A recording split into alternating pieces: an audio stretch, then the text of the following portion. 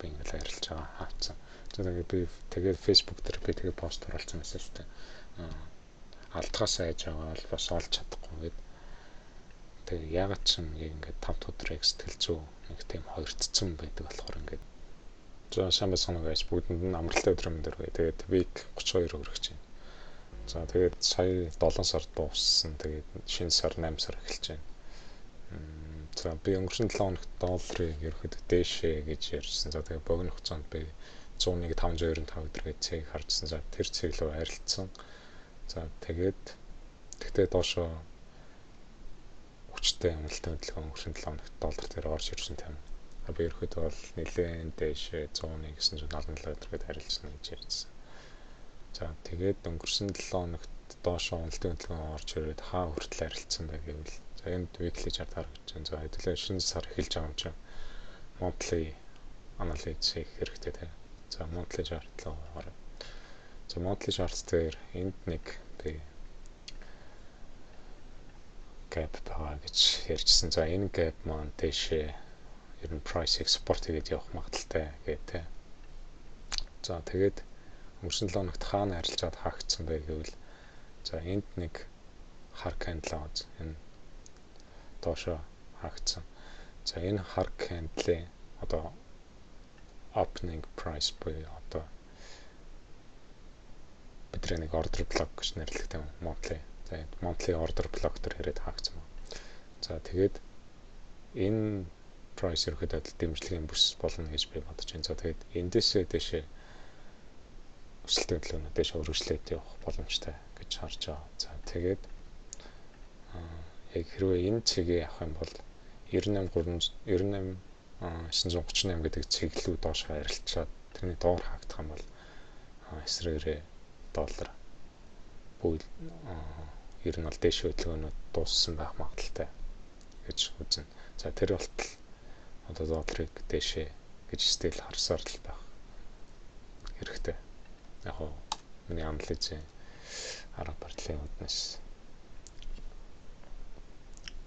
За тэгээд эндээсээ дэшээ ер нь бол support аваад явах хэрэгтэй. За тэгээд weekly charts дээр бол за энд дэмжлэг болжсэн энэ weekly FIG байсан. Тэгээд энэ FIG одоо хаагдсан. За тэгтээ яг зах зээл хэрэгжлээ гэж хэлэх ерөөсөө болоогүй хэдүүлээ monthly chart-аа харахад зөвхөн шинэ order block-лоо харилцаж байна тийм. Тэгээд өнгөрсөн сарынхаа high цэг авчдаг. За энэ өнгөрсөн сарын high цэг 101.800 гэдэг цэг харагдаж байна. За ийшээ буцаад арилжах бах гэж миний зүгээс таамаглаж байна.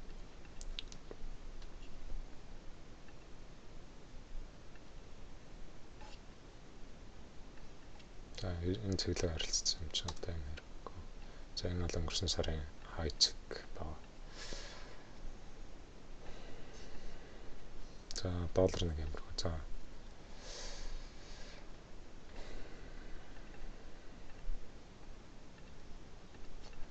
за Nasdaq. За Nasdaq дээр ерөөхдөө monthly chart дээр яаж харагдаж байна вэ?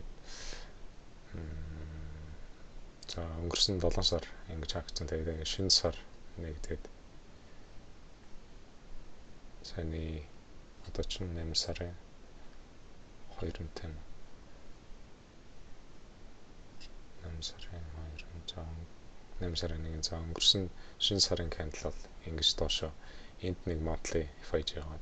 За энэ FIG луга харилцсан гэж байна тийм. За энэ FIG дэмжлэгийн бүс болж чадах уу, дэмжлэг болж чадах уугүй юу гэдэг сонин price. Тэгээд зэш харилцаад дэшэж үзтээ гэсэн.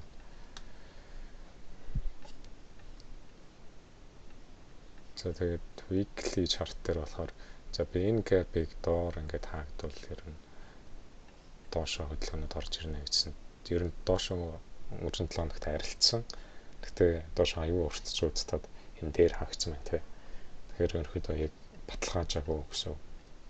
Энэ gap бол inversion fair value gap болж чадаагүй гэсэн. За тийм болохоор энэ яг ингээд саарлаар ингээд тэмдэглэсэн байгаа шүү. За тэгээд энэгээ доошоо өнгөрсөн 7 хоногийн low цэг 27200 гэдэг цаг байна. За тэгээд high цэг нь болохоор 763.75 гэдэг чинь. За daily chart дээр хэдүүлээ энд нэг daily одоо price resistance болж байгаа нэг тийм gap байгаа тийм үү. Bearish. За энэ gap руугаа дахиж нэг удаа interest test харагдаж байна. За яг хэрвээ миний үнэхээр bullish bearish тамга индекс маркет дээр хэврээ бол ер нь эндээсээ үргэлжлээд доош хөдөлгөөнөд орж ирэх ястай.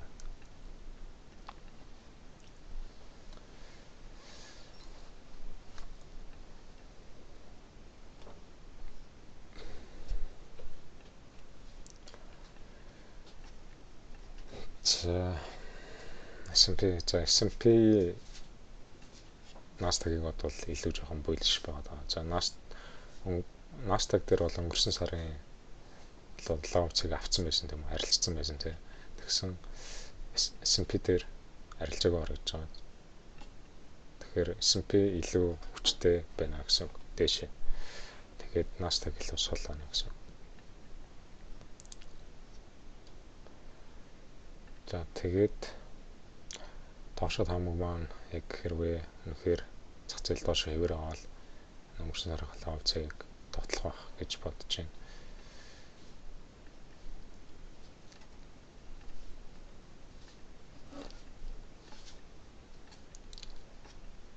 За weekly chart дээр ерөөхдөө ингээд нэг хараад ирлээ нэг consolidation хөдөлгөөн хийж явагдаад байгаа.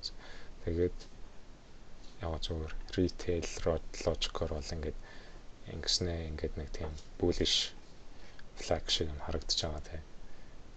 За зүгээр миний ашигладаг концепт одоо bullish flag шиг юм харагдаж байна гэдэг нь юу гэсэн үг вэ гэвэл за ерөөхдөө retail-ийг энэ bull flag, red одоо bear flag гэдэг нэг иймэрхүү яг хоо арга техникээр арилждаг хүмүүст бол bull flag гэдэг бол одоо зах зээл ингэж байгаа дахиад дэшээ ингэж явах ч байна гэдэг хамаг байдаг тийм үү.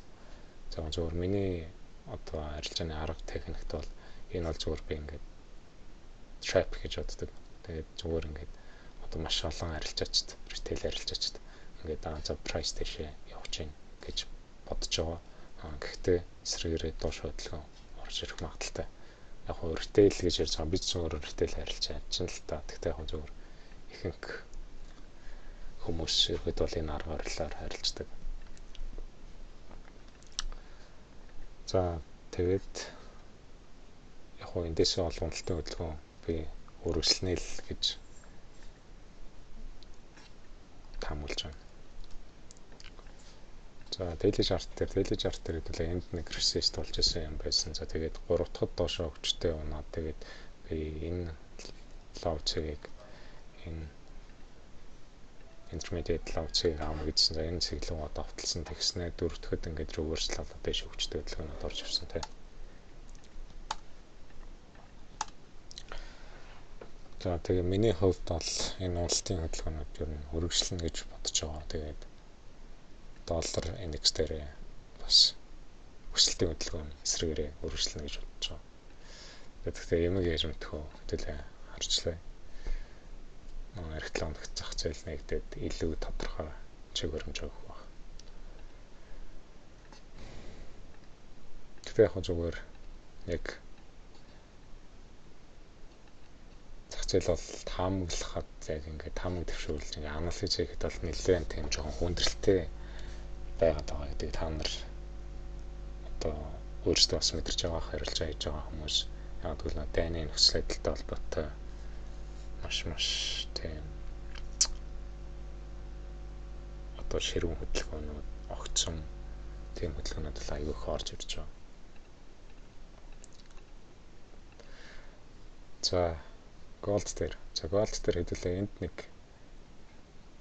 monthly нэг сарын gap байгаа тийм. За энэ gap руу өнгөрсөн сар харилцсан тийм үү. Одоо ингээд дээр нь ингээд харилцаад явж байна. За энэ gap бас нэг том эргэлтийн цэг болж магадгүй байгаа доллар gold дээр. За эндээсээ дэшээ спорт аваад дэшээ gold дахиад явах магадaltaй. За Гэтэ тэр хүртэл дахиад жоохон уналтын хөдөлгөөнөөс орж ирэх магадaltaй харагдаад байгаа weekly chart дээр. За weekly chart дээр юу гэж ярьсан юм бэ? За энд нэг одоо 4015 гэдэг юм sales cycle гэдэг байгаа тийм үү. За би энд нэг юм volume imbalance үүсгэсэн байна. За энэних доор ингээд арилж чинь гэж ярьсан. Өнгөрсөн 7 хоногт бас энэхэн гол цэг рүү арилжаад ингээд доошоо унсан харагдчихээн тий. Доошоо унсан тий. Тэгээд дахиад үргэлжлүүлээд энэ уналтын хөдөлгөөн ер нь бол үргэлжлээд явах. За бүр энэхэн дээр хаагдаад ингээд явах юм бол доллар үргэлжлээд өсөж явах. За бүр энэ дээр хаагдах юм бол ерөөдөө зах зээл эргэсэн байх магадлалыг эндээс үүсэж явчихж байгаа. За тэр хүртэл хэдүүлээ энэ хооронд бол хэдүүлээ зах зээлийг доошоо гэж харах хэрэгтэй. За голд дээр бол ингэж харагдаад байна. За тэгээд өөрөөр хугацаанд голд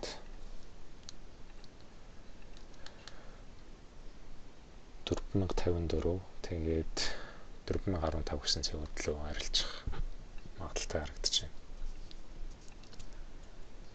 За euro USD.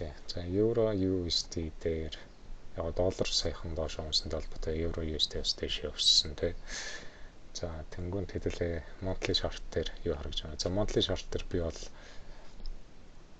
euro USD за нэлээд урт хугацааны ус ингээд market structure shift monthly market structure shift хийгдсэн. Тэгээд нэлээд тийм доошоо урт цагийн уналтын хөдөлгөөн орж ирнэ гэж ингээд ярьж исэн. За тэгээд доллартай адилхан. За арай жоохон эсрэгээрээ энд нэг monthly order block байгаад байгаа тийм. За энэ order block руу би бол арилж чинь гэж харж байгаа. За энэ order block руу арилжаад short position-ууд энд хөрөнгөлүүлээд тэгээд буцаад хүчтэй доошоо боо хөдөлгөөнөд орж ир гэж хараад байгаа. За weekly chart дээр за яг энэ gap ингээд дэш нь хаагдаад энэхэн дээр хаагдсан тий. За гэхдээ дахиад энэ gap үргэлжлүүлээд яг bearish gap болгоод ашиглаад явах гэж би орж байна. За хэдүүлээ энэ gap-ийн дээр хаагдаад энийг inversion хийж байна. Одоо invert хийж байгаа шүү дээ. Тэгвэл хэдүүлээ энэ gap-ыг inversion fair value gap гэж хүлээж авах хэрэгтэй тийм үү. Гэхдээ би бол яг monthly chart analysis харахад яг энэ gap-ыг convert хийж байгаа биш. Зөвхөн энэ order block руу арилжаад энэ gap насаа дахиад resist аваад доошоо арилжна гэж хараад байгаа. Тэгээд өнгөрсөн 7 хоногт би ярьж ирсэн. Тэгээд энэ цэг 1.13 618 гэдэг рүү арилжсан. За тэгээд 1.13 246 гэдэг цэг рүү арилжна гэсэн боловч хараахан арилжааг байна. За биткойн. За биткойн дээр би ингээд ойрын хугацаанд ингээд жоохон дэшээ өсөлтийн хөдөлгөөнөд орж ирээд энэ цэгээ дайрна гэсэн. За энэ 655,508 гэдэг зээлүүд дайрна гэсэн. За авсан. За тэгээд 67,247 хөдөлгөөнөд орж ирнэ гэсэн арайхан орж ирээгүй байна. За monthly chart. За monthly chart дээр яг би энэ уналтын хөдөлгөөнийг яг за ийшээ энэ monthly market structure shift хийсэн. За ийшээ эндээсээ одоо биткойн хүчтэй уннаа гэд би ярьжсэн тийм. За тэгээд унсан. Тэгээд би энэ дээр өөрөө short харилж авч чадаагүй. За тэгээд одоо яасан бэ нөхөр?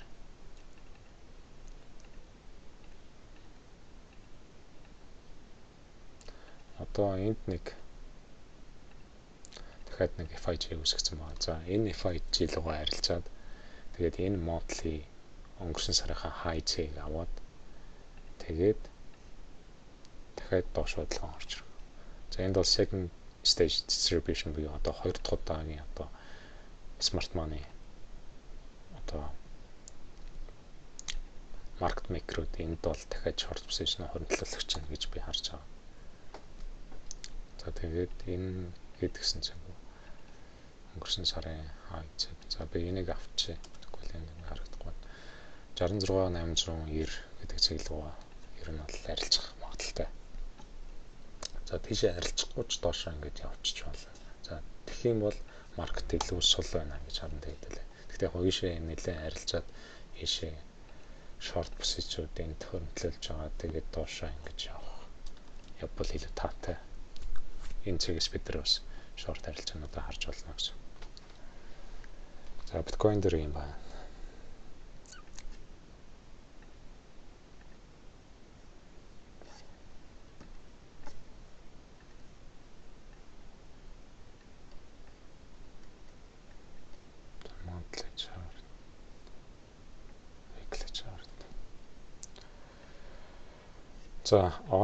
За ойл дээр хэдүүлээ нэлээд бүлэш байгаа тийм үү.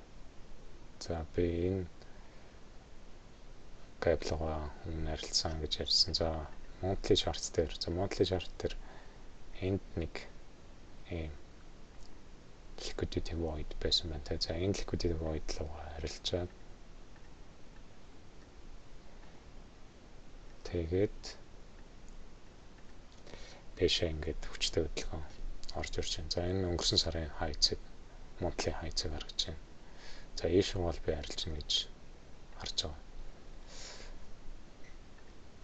За weekly chart дээр хэдүүлээ энд нэг gap байсан. За энэ gap байсан. Дэшээ ингээд яваад энд нэг inversion weekly gap байсан. Ийшээ арилжсан тийм. За тэгээд өнгөрсөн 7 хоногт дахиад энд дахиад нэг аюу том бус gap-нууд үүсгэсэн байгаа юм гээд.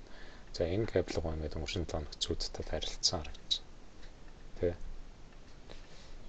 байна. Тэгээд энэхэн гол цэг рүү.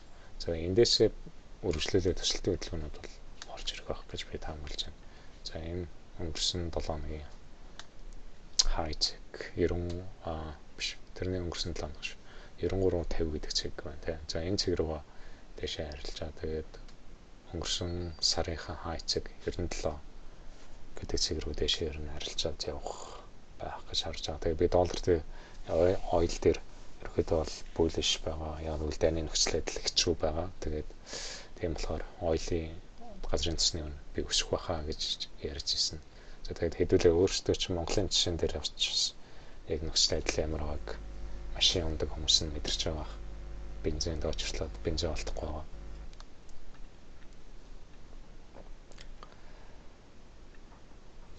За тэгээд шинжилгээнүүд нэг иймэрхүү байна.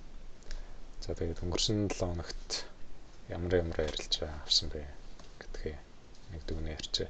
За энэ нэгд өдрийн арилжаа харагдсан. За нэгд өдөр шорт арилжаанд орсон. За тэгээд би шорт зах зээл доошоо гэж ярьсан. Тэгээд тэр нэг шорт арилжаанд орсон. За тэгээд нэлээ би энэ дээрээ суулна. Болон би яг энэ дээрээс price ийшээ довтлоо. Тэгээд энд нэг 15 минутын FIG байсан. За эндээсээ доошоо ингээд хөдөлгөөн орж ирэх байх гэдэг энд ингээд хараадсэн. Лимит орж авчаад. Тэгээд ийшээ ерөөсөө арилжаагүй. Тэгээд шууд зах зээл нэгдээд жоохон ингээд өгсөөд тэгээд энд нэг minus buy side liquidity байсан. Энийг аваад тэгээд энд failure swing хийгээд тэгээд доошоо ингээд үнцэн тийм. За тэгээд энд first percented fair value gap-ыг invert тэгээд за энэгээ invert хийснэ энд retest хийснэ дахиж доошоо энд market structure shift хийгээд энд нэг FIG үүссэнтэй. За эндээс би short арилжаанд limit order тавиад орсон. За зах зээл ер нь бол дээшээ ийшээ би арилжахгүй юм байна. За дээшээ хэрвээ яг чиний харж байгаа ийшээ арилжна гэсэн цэгүүдл ер нь арилжахгүй байвал зах зээлийг сул байна тий гэж ойлгох хэрэгтэй. Тэгээд заавал тийш харилцан хүлээгээд авах шаардлага байхгүй. Үнэхээр чиний одоо чи доошоо гэж бодоод доошоо арилжаад байгаад тэгээд чиний pullback хийн гэсэн газруудлаа pullback хийхгүй байвал илүү доошоо сул байна л гэсэн. За тэгээд би энд хүртэл хүлээж болохгүй юм байна. За тэгээд зах зээл уусаа сул байгаа юм байна гээд энд арилжаад орсон байна. За би энд бас нэг шинэ entry model судлаад байгаа. Тэгээд яг нь миний эргээд бол нэлээд урт хугацаанд харж байгаа entry model гэдэг нэг. Гэхдээ саяхнаас нэлээд эрчтэй track хийгээд явж байгаа. За тэгээд тэр модал маань байгаа. За тэгээд энд ингээд шорт арилжаанд орсон. За тэгээд доошоо зах зээл энэ лаунчийг авангууд нь арилжаа брейкинг болгосон байна. За тэгээд ингээд эрсдэл ингээд юугаа хаагаад гэс хурдан шахаад явах нь маш зүгээр. Ямар нэг арилжаанд орохдоо яг хаана яг типийг авах вэ, хаана стоп-лоссоо тавих вэ гэдгээ чи арилжаанд орохоос өмнө дотроо чи одоо brain mapping буюу одоо чи тийм зураглал хийсэн байх шүү дээ. Тэрхэн дотроо за би энд стоп-лоссоо тавина. За би энэ цэг дээр 74900 75000 гэдэг цэг дээр би энтригаа хийн. Тэгснэ стоп-лосс маань 75000 10 дээр байна. Тэгээ би типигээ энэ цэг дээр авна гэдэг 74770 хэсгээд чи эдрэг бүгдийг тодорхойлсон байх хэрэгтэй. За тэгээд яг аль цэг дээр очивол арилж байгаа брейкинг болгож болох юм бэ гэдгийг бас тодорхойлох хэрэгтэй. За би миний бичлэгүүдийг харжсан бол би ингээд за энэ цэг лөө өрүүл ингээд би BE гэж бичсэн брейкинг болгоно гэдэг ингээд бичсэн байдаг шүү дээ. За энэ бүх зураглалаа чи ер нь бол арилжаанд орохын өмнө дотроо одоо зураглалсан байх хэрэгтэй.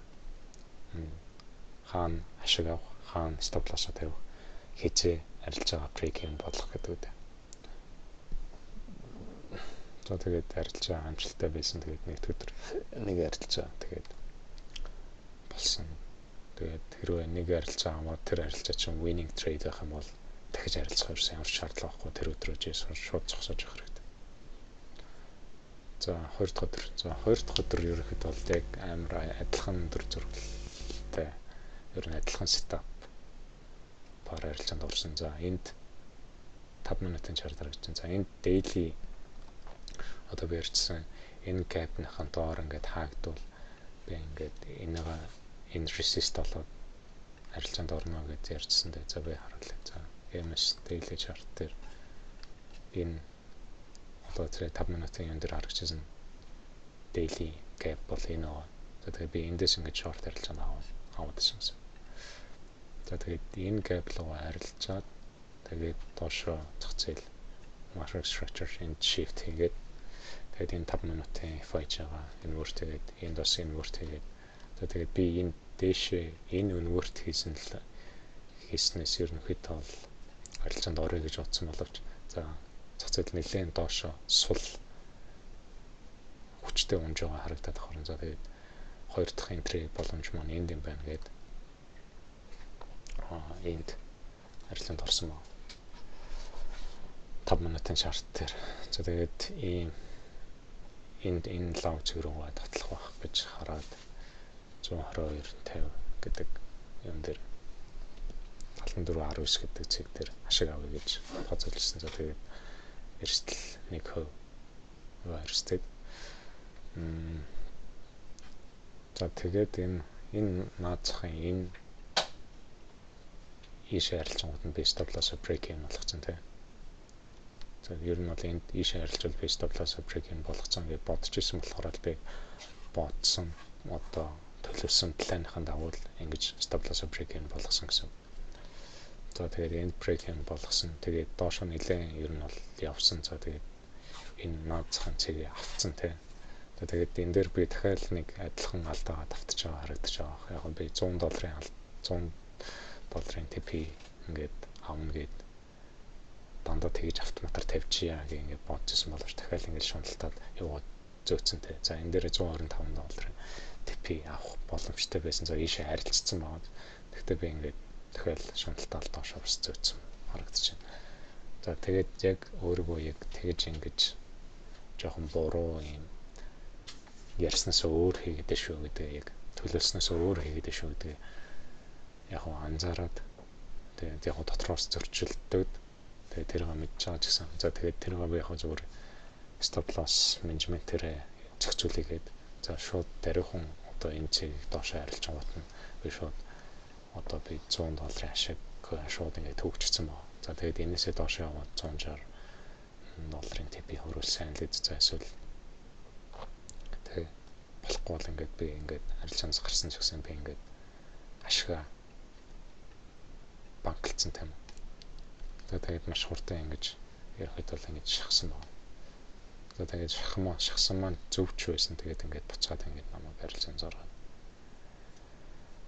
ингээд 2 дахь өдөр ингэж дуусчихсан. Бас адилхан шорт арилжаанд 5 минутын шортоор орсон. За 3 дахь өдөр би арилжаанд ороогүй. 3 дахь өдөр сетап харагдаагүй. Тэгээд яг 3 дахь өдөр ерөөхдөө бол арилжаа харж исэн. Тэгээд зах зээл доош аягүй хүчтэй унсан. Тэгээд яг арилжаанд бол орж чадаагүй. Тэгээд би яг Facebook дээр постлсан. Тэгээд за энд арилжаанд орох хайтайхан цэг байсан боловч орж чадсангүй гэдэг. За 4 дахь өдөр шорт арилжаанд орсон. Яг би уусаа зах зээлийг доошоо гэж харж амжсан байна. Шорт арилжаа болоо гэсэн. Шорт сигнал өнгөт нь. За ийшээ бас том цагийн кабелуга ийшээ арилжаад тэгээд яг энэ 1 минутын шорт дээр энэ market structure shift хийгээд тэгээд энэ inversion fair value gap-ыг invert хийнгүүт нь би арилжаанд орсон. За энд бас нэг байсан. За энийг бүр invert хийлгээд арилжаанд орсон бол илүү баталгаатай байх байсан баг. За яг тэгээд энд арилжаанд ороод ингээд тавьсан боловч ингээд stop loss цогтоод гарсан байгаа.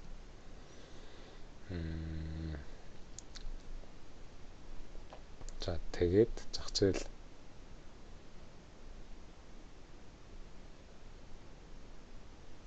дээшээ ингээд явсан те. Дээшээ яваад яг энэ харагдаж байгаа хар цэг бол өнгөрсөн 7 хоногийн зах зээлийн нээлтийн цэг байгаа шүү. Тэгээд энэ цэг руугаа арилжаад тэгээд энд market structure shift хийгээд энд buy side liquidity авагдаад тэгээд доошоо market structure shift хийсэн.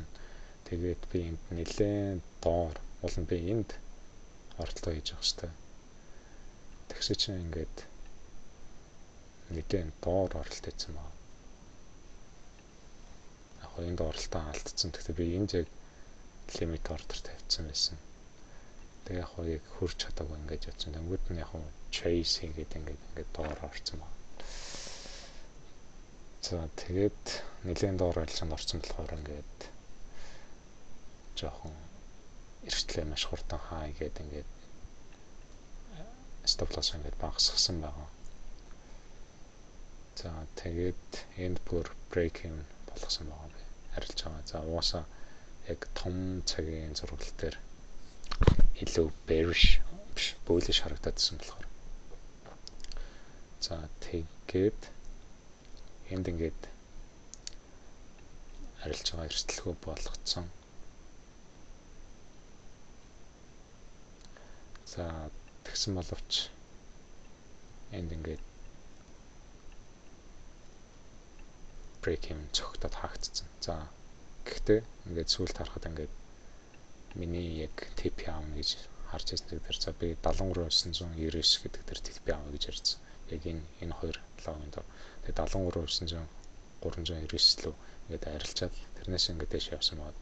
Ерхэд бол яг winning trade байх боломжтой байсан. Тэгээд оролт маань хэтэрхий доор яг энд орох хэрэгтэй байснаа алдаад яцсан болохоор за би хэрвээ энд орсон бол би break even хийлгэхэд миний break even энд байгаа юм уу? Тэгээ миний break even төрөхгүй тэгээ миний ерөөд бол TP-г зохих боломжтой байсан. Тэгээд арилжаанаас хэтэрхий хоцроод ингээд нэлийн доор орчих юм бол яг иймэрхүү юм болох магадaltaй байгаад байдаг. За тэгээд 4 дахь өдөр иймэрхүү арилжаа хийсэн. За тэгээд 5 дахьд бас зах зээл нэлийн доошо хүчтэй явсан байна. За тэгээд яг 9:30 маркет нэгдэл ер нь доошо хүчтэй унтсан тий. Тэгээд би энэ унталтын хөдөлгөөнийг ерөөсөй барьж чадаагүй. Тэгээд яг илүү тийм confirmation хүлээжсэн. За тэгээд доошо унаад явгот нь за би ер нь бол нэлээд хүлээж аваад эндээс нэг long арилжаанд орсон байна. За 5 дахь ерөнхийд бол нэг арилжаанд нэг орохгүй байх гэдэг гэсэн нэг тийм яг бодол байсан. Гэхдээ яг ер нь бол 5 дахь өдрийг би ер нь бол нэг тийм арилжаад байхыг яг хүсдэггүй юм шиг байлаа. Тэгээ яг зөвхөн 5 дахь өдрийг арилжаанд ороход нэг тийм өмнөх өдрүүдтэй ашиг хийсэн бол нэг тийм дэмий юм шиг санагдаад байдаг. Тэгээд тэрхэд бол 5 дахь өдөр арилжаад жоохон сэтгэл зүй яг тэгэж 2 доод байдаг. За тэгтээ яг за энд ингээд энд market structure shift хийсэн тийм үү. За энэ том цагийн PD array л ингэж арилжаад. За тэгээд энд invert хийсэн баа. За тэнгууд нь за би энд invert ингээд юм өгч байна. За энд уул нь орох хэрэгтэйсэн. За тэгээд нэлээд жоохон бас дээр орцсон. За тэгтээ яг дайггүй оролт. Тэгээд ингээд 100 долларын TP ингээд нэг хувиар степ 2% олох. За би арилж байгаа тэгтээ хаацсан. Яг ингээд зүгээр энэ хоёр ингээл нэлтийн доош хөдөлгөөн орж ирэнгүүт л би ингээл арилж байгаа хаацсан. За тэгээд Facebook дээр би тэгээд пост оруулсан байсан шүү дээ. Алдгаас айж байгаа бол бас олж чадахгүй гэд. Тэгээд ягаад ч юм ингээд 5 дахь өдрийг сэтгэл зүй нэг тийм хоёрцсон байдаг болохоор ингээд яг арилж байгаа ерөөсөй барьж чадахгүй. Ингээд хаацсан байна. За тэгсээ чинь юу болсон бэ гэвэл за price дэше арилжаад миний ер нь TP тавьсан газар ингээд дэше арилжаад хөрсөн байна. За хэрвээ арилж байгаа хаагүйсэн бол 5 дахь өдөр ингээд ашигтай ус дуусгах боломжтой байсан. Яг тэгээд тийм айсан сэтгэл зүгээр харагдсан юм да. Тэгээд нэг тиймэрхүү юм байна. За тэгээд бас яг бас хажуугаар нь давхар юм хийгээдсэн яг арилжааны хажуугаар. Тэгээд ерөөс анхаарал нэг төвлөрөхгүй байсан. Тэгээд тэрнээсээ олж жоох ингээд анхаарал төвлөрөөгүй гэсэн болоод за ингээд анхаарахгүй явдаа гэд. Тэгээ хүн чинь жоохон нэг тийм шунталтай шүү дээ. Ингэчих боломжтой байсан байна гэд. Тэгээд дахиад арилжаанд орох гэж ер нь л үтсэн. За тэгээд миний TP авах long арилжаанд ороод ингээд TP авах зэгт хүрээд тэгээ ингээд доошоо ингээд бас унах тийм шинж харагдахаар нь тэгээд short арилжаанд орсон байна. За тэгээд энэ 23 доллар эрсдэл нэх их мөнгө эрсдэл гэж бодоагүй.